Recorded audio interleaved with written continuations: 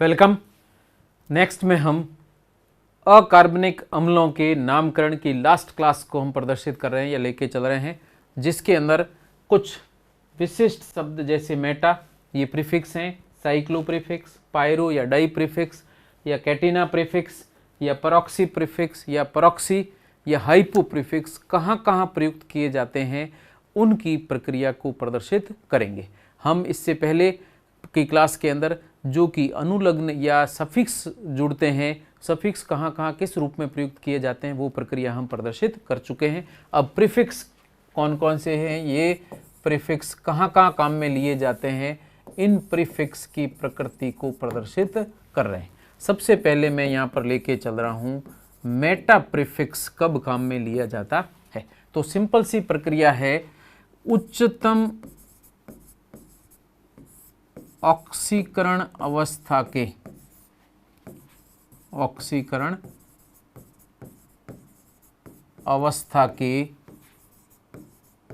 अम्ल का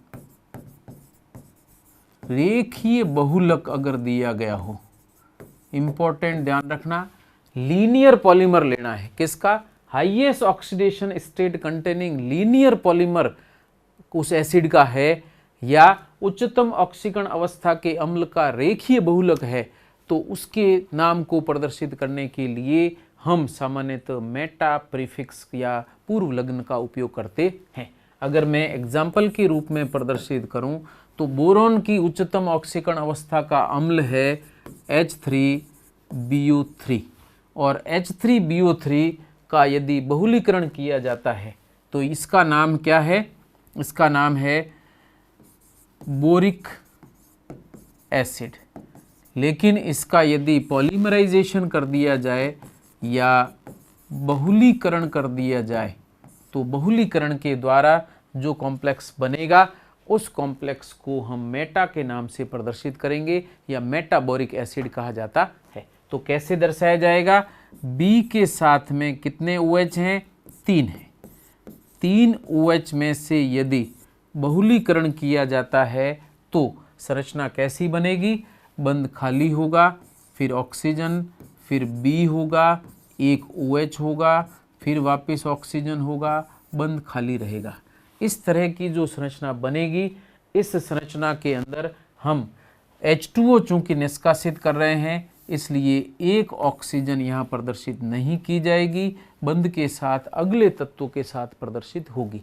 और इस स्थिति के अंदर ऐसा जो पॉलीमर बनेगा जिसको हम प्रदर्शित करेंगे HBO2, ब्रैकेट बंद करके होल N कर दीजिए, और इस प्रकार का जो रेखीय बहुलक बनेगा इसका नाम प्रदर्शित करने के लिए हम मेटा शब्द का उपयोग करते हैं। और यहाँ पर इस बहुलक का नाम या इस अम्ल का नाम क्या हो जाएगा? चूंकि इसमें OH है इसलिए एसिड है, तो इसको हम कहते हैं मेटा डैश करके फिर लिखा जाएगा बोरिक एसिड। तो ये मेटाबोरिक एसिड कहलाता है। और अगर इस मेटाबोरिक एसिड का आयन बने, आयन कौन सा हो जाएगा? BO2 H+ निकलने के बाद, और इस पर होगा माइनस आवेश, और इसका होल N कर दिया जाए, तो इसे हम इक एसिड अनुलग्न हटा करके, चूंकि ऋणायन है तो जहाँ इक एसिड अनुलग्न लगा था उसको हटा करके हम यूज़ करते हैं 8, और अगर अस एसिड लिखा गया है तो उसको हटाकर यूज़ करते हैं यहाँ पर 8। लेकिन यहाँ पर चूंकि अनुलग्न इक एसिड लिखा है तो इसके नाम के साथ आपको क्या लगाना है? 8 अनुलग्न लगाकर लिखेंगे। तो इस ऋणायन का नाम हो जाएगा मेटा डैश, बोरिक एसिड में से IC एसिड हटा दें और ATE लगा दें, तो इसका नाम हो जाएगा मेटाबोरेट।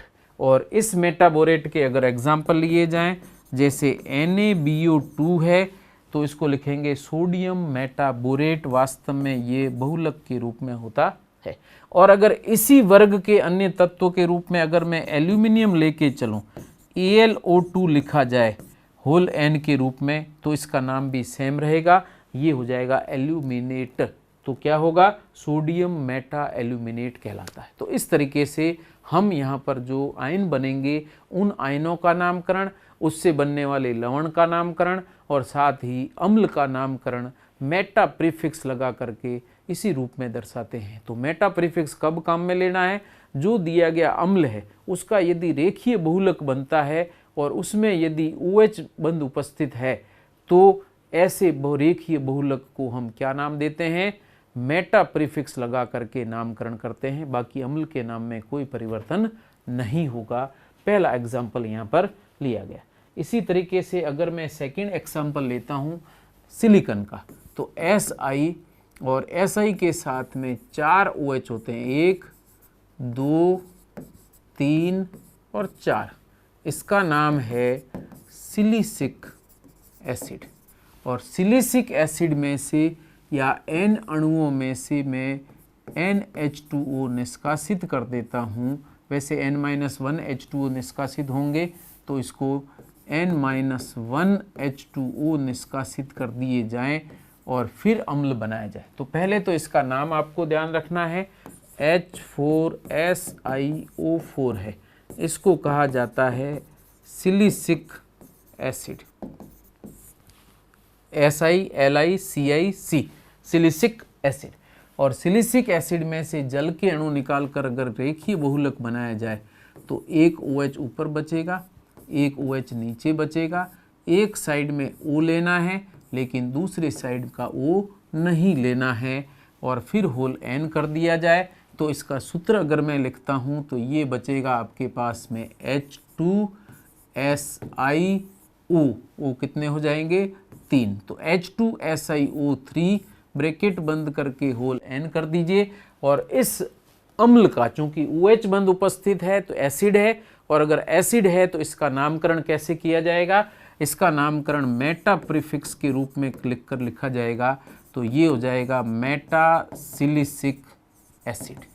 और इस रूप में हम इन आयनों का और इनसे निर्मित होने वाले ऋणायनों का नाम और अम्लों का नामकरण करते हैं। और अगर इसी से आयन बनाए, H2 हटा दें, पीछे बचेगा SiO3 और ऊपर चार्ज होगा 2-, ब्रैकेट बंद करके होल N कर दीजिए, नाम हो जाएगा मेटा। अब अनुलग्न कैसे लगाएंगे? एक एसिड हटा करके हम लेते हैं 8 अनुलग्न लगाएं तो ये हो जाएगा मेटा सिलिकेट। अगर सोडियम है तो सोडियम मेटा सिलिकेट, और इसकी जगह कैल्शियम है तो कैल्शियम मेटा सिलिकेट। और जनरली इसमें कई बार मेटा अनुलग्न या पूर्व लग्न प्रयुक्त नहीं भी किया जाता है। जैसे जनरल नामकरण के हम अंदर यूज़ करते हैं, जैसे CaSiO3 या MgSiO3 या FeSiO3, वहाँ पर हम सिलिकेट भी लिखते हैं तो कैल्शियम सिलिकेट, जबकि इसका वास्तविक नाम है मेटा सिलिकेट कहा जाता है। तो calcium Meta silicate, sodium Meta silicate, अर्थात ये जो मेटा सिलिकेट्स हैं ये ग्लास के मुख्य घटक के रूप में उपस्थित होते हैं, और सीमेंट के अंदर भी ये सिलिकेट मेटा सिलिकेट के रूप में उपस्थित होते हैं। तो इस तरीके से मेटा सिलिकेट और मेटा सिलिसिक एसिड का नामकरण हम इसी आधार पर करते हैं। ऐसे ही यदि आप फास्फोरस लेकर के प्रदर्शित करें तब भी यही प्रक्रिया बनती। मैं यहाँ पर फास्फोरस के प्रोसेस को दर्शाता हूँ। तो अगर यहाँ पर लिया जाए H3PO4 और H3PO4 की संरचना होती है P double bond O, 3 OH इसके साथ जुड़े हुए होते हैं, और इनमें से यदि H2O निष्कासित करके N-1 H2O निष्कासित कर दिए जाएं N अणुओं के से, तो ऐसी स्थिति में पॉलीमर बनेगा। यहाँ पर एक साइड का O आपको लेना है, P लेना है, डबल बॉन्ड O लेना है, एक OH लेना है और दूसरे साइड का OH नहीं लेना है। तो इस तरीके से ये संरचना बनेगी जिसके अंदर एक तरफ का पूरा OH और दूसरी तरफ का H जो कि H2O के रूप में निकालना है। निकालने के बाद में जो संरचना बनेगी, इसका जो पॉलीमर होगा, इस पॉलीमर को नाम कैसे लिखेंगे? तो यहाँ पर इसका नाम आपको ध्यान रखना है। इसका नाम क्या है? फॉस्फोरिक एसिड है। और जब इसका नाम फॉस्फोरिक एसिड है तो इसके लीनियर पॉलीमर का नाम हो जाएगा मेटा डैश फॉस्फोरिक एसिड। तो इस तरीके से इसका नाम हो जाएगा मेटा फॉस्फोरिक एसिड। और अगर इसकी जगह हम ऊपर वाला ऑक्सीजन हटा दें तो यहाँ पर ये बनता है फॉस्फोरस एसिड, तो उधर हो जाएगा मेटाफॉस्फोरस एसिड। तो इसका मैं एग्जांपल और लेता हूँ। अगर इसकी जगह ये लीनियर पॉलीमर दिया गया हो जिसमें ऊपर का डबल बॉन्ड हटा दिया गया है, एक तरफ का ऑक्सीजन रखें, एक OH रखें, दूसरे तरफ का ऑक्सीजन नहीं रखें और फिर पॉलीमर बनाएं, तो चूंकि यहाँ पर OH OH OH ये कहलाता है फॉस्फोरस एसिड, और चूंकि फॉस्फोरस एसिड है तो इसके लीनियर पॉलीमर को हम कहेंगे, जो कि इस तरीके से लिखा जाता है HPO2N। पहले वाला लिखा गया था HPO3N और उसका नाम था मेटाफॉस्फोरिक एसिड, और इसका नाम हो जाएगा मेटाडेस फॉस्फोरस एसिड, ROUS एसिड। तो मेटाफॉस्फोरस, मेटाफॉस्फोरिक एसिड, और यहाँ पर इसको हम सूत्र के रूप में प्रदर्शित करें तो ये लिखा जाता है, एक है हाइड्रोजन और P अकेला, 3 ऑक्सीजन, होल N करके लिखें तो ये कहलाता है मेटाफॉस्फोरिक एसिड। तो HPO3 whole N metaphosphoric acid, HPO2 whole N metaphosphorous acid के रूप में लिखा जाएगा। और यदि आयरन आयनों के रूप में लिखें तो यहाँ पर PO2 है और इसके ऊपर माइनस का एक आवेश है, ये बहुलक के रूप में है, तो इसको कहेंगे मेटाफॉस्फोरस की जगह फॉस्फेट कहलाए, फॉस्फाइट कहलाएगा, तो मेटाफॉस्फाइट के रूप में प्रदर्शित होगा। तो अगर मैं लिखता हूँ H हटा करके तो PO3, ऊपर आवेश यदि प्रदर्शित किया जाए तो केवल उसमें कितना आ रहा था, एक संरचना के रूप में आप देख लें। आवेश को भी ध्यान रखना, इस H को हटाए तो एक ही आवेश होगा, और एक आवेश वाले इस आयन को PO3 माइनस जो दिया गया है इसको हम कहते हैं मेटाफॉस्फेटिक एसिड को हटाकर 8 लगाना है, लेकिन ये पॉलीमर के रूप में लिखा जाता है। इसी तरीके से अगर PO2 माइनस करके होल N कर दिया जाए तो ये हो जाएगा मेटाफॉस्फाइट, इसी रूप में इसका नामकरण किया जाता है। अब इसमें से अगर अम्लों में से एक एक H2O या एक से अधिक 2 H2O 3 H2O आदि भी घटाए जाएं तो भी नामकरण हम कर सकते हैं। तो नामकरण की प्रक्रिया में यहाँ प्रदर्शित करता हूँ। यदि P डबल बॉन्ड O और 3 OH दे रखे हैं, ऐसे 2 निकटवर्ती अम्लों से एक जल का अणु अगर हटा दिया जाए, 3 OH लिख दें पहले, इसमें से यदि एक जल का अणु हटा करके दोनों को जोड़ दिया जाए तो P double bond O, O के साथ P double bond O, OH OH OH OH, केवल एक H2O 2 में से निकाल दिया, तो ऐसी स्थिति में जो अम्ल बनेगा इस अम्ल को कहा जाता है डाई फॉस्फोरिक एसिड। नाम हो जाएगा diphosphoric acid, diphosphoric acid, ध्यान रखना, डाई फॉस्फोरिक एसिड। तो यदि 2 अम्ल अणुओं में से जल का अणु एक निकाल दिया जाए तो प्राप्त एसिड को हम डाईफॉस्फोरिक एसिड कहते हैं, और इसी डाईफॉस्फोरिक एसिड के लिए ही शब्द प्रयुक्त किया जाता है पायरोफॉस्फोरिक एसिड। पायरोफॉस्फोरिक एसिड भी इसी के लिए प्रयुक्त किया जाता है। ऐसे यदि मैं सिलिकॉन की बात करता हूं और उसी में से एक जल का अणु निकाल दिया जाए, तो अगला एग्जाम्पल है यहाँ पर, यदि Si के 4 OH बंद में से एक जल का अणु निकाल दिया जाए तो क्या स्थिति होगी। देखिए, एक जल का अणु इसमें से हटा दीजिए और इन दोनों को आपस में जोड़िए, ये हो जाएगा Si, एक OH, दूसरा OH, तीसरा OH, बाकी ऑक्सीजन के सापेक्ष Si जुड़ेगा, OH OH OH, 2 में से एक जल का अणु निकाल दिया, ये सिलिसिक एसिड है, तो इसको कहा जाता है पायरोसिलिसिक एसिड, या इसे कहा जाता है डाइसिलिसिक एसिड। पायरोसिलिसिक एसिड, या इसको कहते हैं डाइसिलिसिक एसिड। और यदि आप सूत्र के रूप में लिखें तो वही प्रक्रिया लिखी जाती है।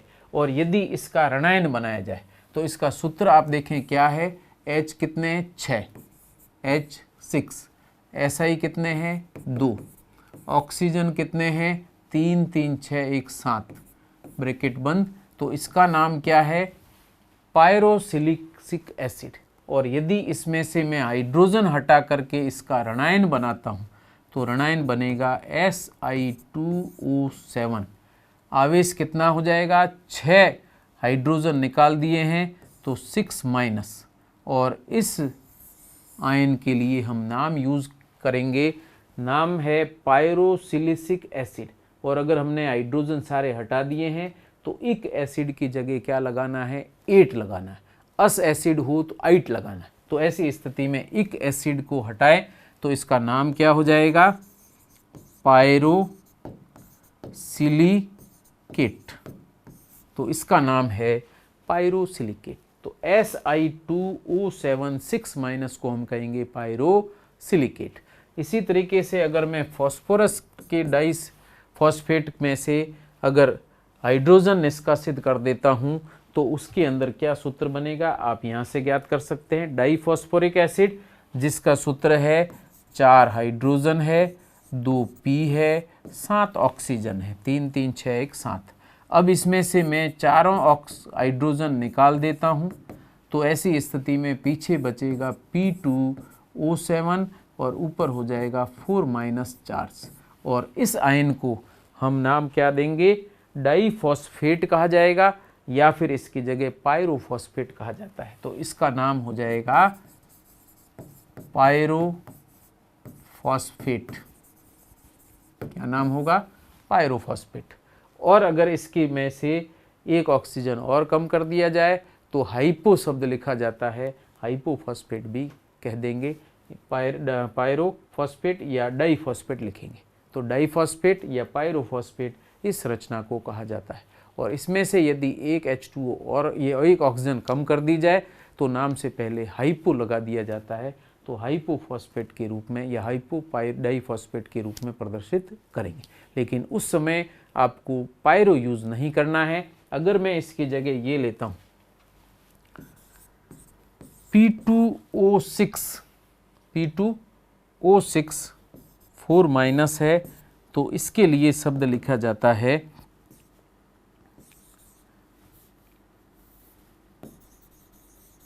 हाइपोडाइफॉस्फेट। हाइपोडाइफॉस्फेट कहा जाता है, लेकिन इसमें पायरो यूज़ नहीं करेंगे। तो हाइपो लिखा है तो डाइफॉस्फेट, और यदि पायरो लिखा है तो आपको हाइपो साथ में काम में नहीं लेना है, चाहे ऑक्सीजन की संख्या घट जाए। तो P2O7 4 माइनस को कहेंगे पायरोफॉस्फेट, और उसमें से एक ऑक्सीजन कम कर दिया जाए तो इसको हाइपोडाइफॉस्फेट के रूप में प्रदर्शित करेंगे, या इसको भी डाइफॉस्फेट कहा जाता है। और इसी रूप में हम नामकरण सिलिकॉन का भी या सिलिकेट्स का नामकरण भी इसी रूप में करते हैं, और यही प्रक्रिया प्रयुक्त की जाती है। एक और एग्जाम्पल मैं लेता हूँ यहाँ पे। अगर H2SO4 की बात की जाए, H2SO4 के दुगने में से एक जल का अणु घटा दिया जाए तो क्या प्राप्त होगा। देखिए 4 में से 2 हाइड्रोजन गए, पीछे बचे 2, सल्फर हो जाएंगे दुगने, ऑक्सीजन 8 में से 1 कम हो जाएगा 7, अर्थात H2S2O7। इसका नाम है सल्फ्यूरिक एसिड, तो इसको कहा जाता है डाई सल्फ्यूरिक एसिड, या इसी का दूसरा नाम है pyrosulphuric acid. Disulphuric acid लिखें तो डैश नहीं लगाना है, लेकिन पायरोसल्फ्यूरिक एसिड लिखा है तो पायरो के बाद आपको डैश यूज़ करना है। ये इंपॉर्टेंट है, और इसी के रूप में हम इसको प्रदर्शित करते हैं। तो डाई कहाँ यूज़ करना है, पायरो कहाँ यूज़ करना है, मेटा कहाँ यूज़ करना है, ये प्रक्रिया यहाँ पर कंप्लीट हो जाती है। उसके बाद में मैं साइक्लो, अगर वलय बना हुआ है तो उसके लिए साइक्लो शब्द का उपयोग करेंगे, और कैटिना शब्द कहाँ काम में लेना है वो मैं आपको बताता हूँ। यहाँ पर लीनियर संरचना अगर दी गई हो तो हम जनरली कैटिना शब्द का उपयोग करते हैं, और उसके लिए मैं एक एग्जाम्पल ले रहा हूँ। अगर फॉस्फेट के अंदर ये संरचना दी गई है, P डबल बॉन्ड O, यहाँ पर OH, दूसरा OH, तीसरा ऑक्सीजन P के साथ जुड़ा है, डबल बॉन्ड O, OH, और उसके बाद ऑक्सीजन, फिर TP, double bond O, 2 OH इसके साथ जुड़े हैं। तो यहाँ पर 3 फॉस्फेट अणुओं में से 2 जल के अणु निकाल दिए। वापस ध्यान देना, 3 फॉस्फेट थे या फॉस्फोरिक एसिड थे, फॉस्फोरिक एसिड 1, 2, 3, 3 में से 2 जल के अणु मैंने निकाल दिए। और जैसे ही 2 निकाले और श्रृंखला क्या बन रही है, रेखीय श्रृंखला है लेकिन पॉलीमर नहीं है। तो रेखीय श्रृंखला को प्रदर्शित करने के लिए हम शब्द के पहले कैटिना पूर्व लग्न या प्रीफिक्स का उपयोग करेंगे।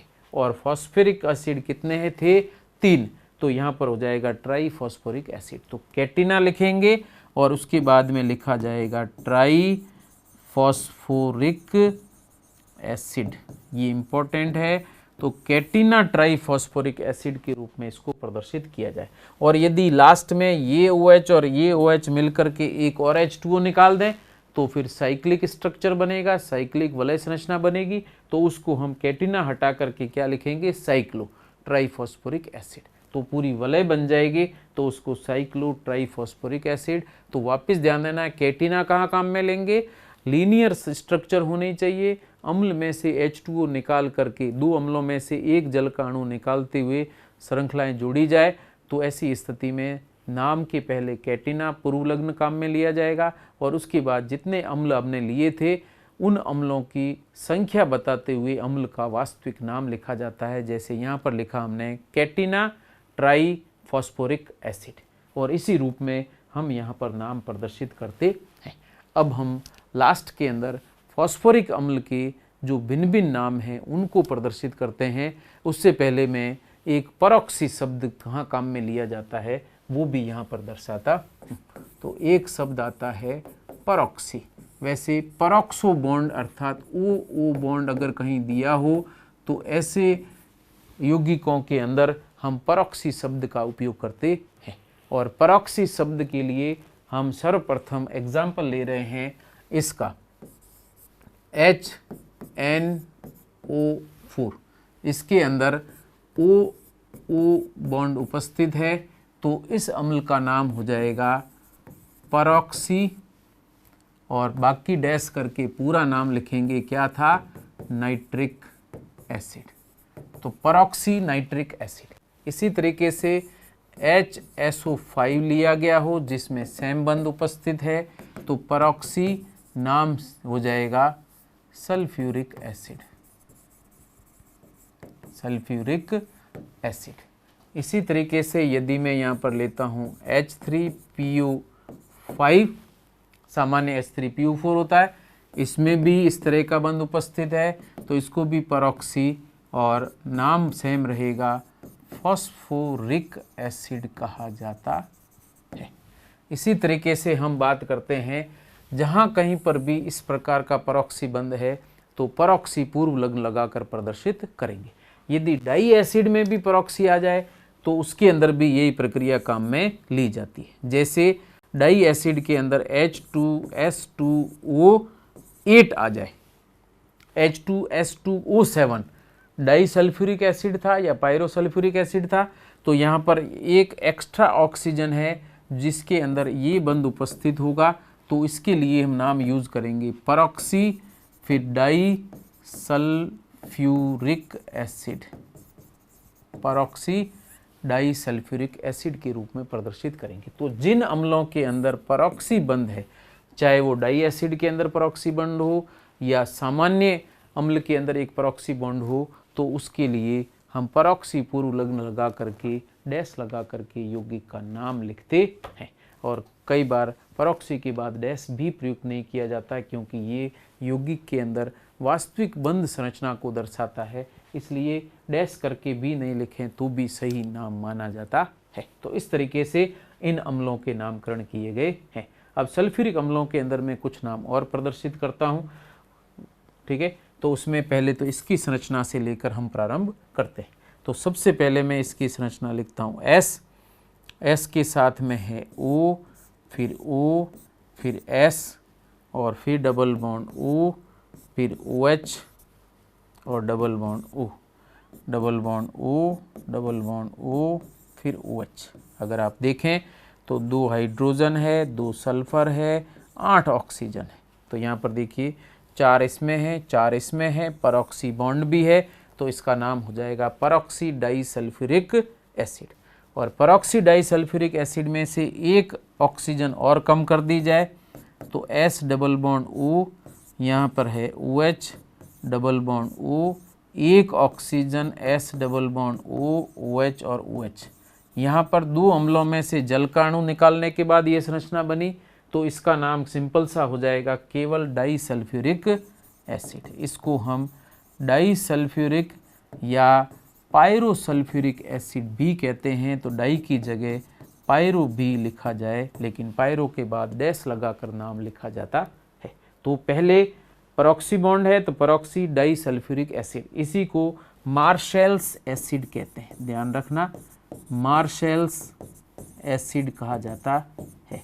और यदि परऑक्सी सल्फ्यूरिक एसिड की बात करें तो इसे हम कैरोज एसिड के नाम से प्रदर्शित करते हैं। तो H2SO5 को हम कैरोज एसिड कहते हैं और इसे मार्शल्स एसिड कहा जाता है, जबकि ये यहाँ पर H2S2O7 है, इसके लिए ओलियम सामान्य शब्द का उपयोग भी करते हैं। किसका उपयोग किया जाता है? ओलियम डाइसल्फ्यूरिक एसिड या पायरोसल्फ्यूरिक एसिड के नाम से दर्शाते हैं। इसके अलावा यदि बीच का ऑक्सीजन हटा दिया जाए तो ऐसी स्थिति में sulphur sulphur double bond O, double bond O, double bond O, double bond O, OH और OH। यहाँ पर बीच में ऑक्सीजन था, पहले 2 थे फिर 1 था, अब ऑक्सीजन हटा दिया तो यहाँ पर 2 सल्फर अगर एक साथ जुड़ जाते हैं तो इसे हम कहते हैं डाईथायोनिक एसिड कहा जाता है। तो इम्पोर्टेंट ध्यान रखना, थायो शब्द काम में लिया जाता है जब 2 सल्फर आपस में जुड़े हुए हैं। अगर 2 से ज़्यादा सल्फर जुड़े हुए हैं, पहले मैं इसमें ऑक्सीजन कम कर देता हूँ।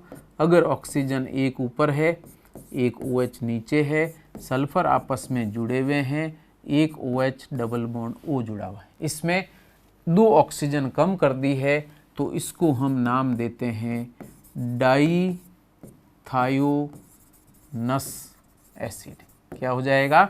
डाईथायोनस एसिड। और यदि यहाँ पर सल्फर की संख्या बढ़ा दी जाए, जैसे 4 सल्फर कर दिए जाएं, double bond O, OH double bond O, double bond O, double bond O, OH। Same यही संरचना है, लेकिन सल्फर यहाँ पर कितने हो गए? टोटल 4। तो 2 के लिए डाई लिखा था तो 4 के लिए लिखा जाएगा टेट्रा। बाकी नाम में कोई परिवर्तन नहीं है, टेट्राथायोनिक एसिड। और अगर इसका मैं ऋणायन बनाता हूँ तो ध्यान रखना, इनके ऋणायनों के नाम भी इसी रूप में लिखे जाते हैं। जैसे यहाँ पर मैं ऊपर वाले का ऋणायन बनाता हूँ तो क्या स्थिति रहेगी? जैसे डाईथायोनिक एसिड है तो डाईथायोनेट हो जाएगा, HH हटा दीजिए, S2O6 अगर लिखें तो यहाँ पर हो जाएगा S2O6, 3 ऑक्सीजन 3 6 और 2 सल्फर, आवेश हो जाएगा 2-। तो इस आयन के लिए नाम क्या होगा? एक एसिड हटा के 8 लगाएं तो ये होगा डाईथायोनेट। और अगर मैं इसका ऋणायन बनाता हूँ तो यहाँ पर हाइड्रोजन हट जाएंगे, S हो जाएगा 4, ऑक्सीजन हो जाएंगे इसमें 6, आवेश कितना हो जाएगा? 2-। तो इसको हम कहेंगे, पहले था टेट्राथायोनिक एसिड तो इसका नाम होता है टेट्राथायोनेट।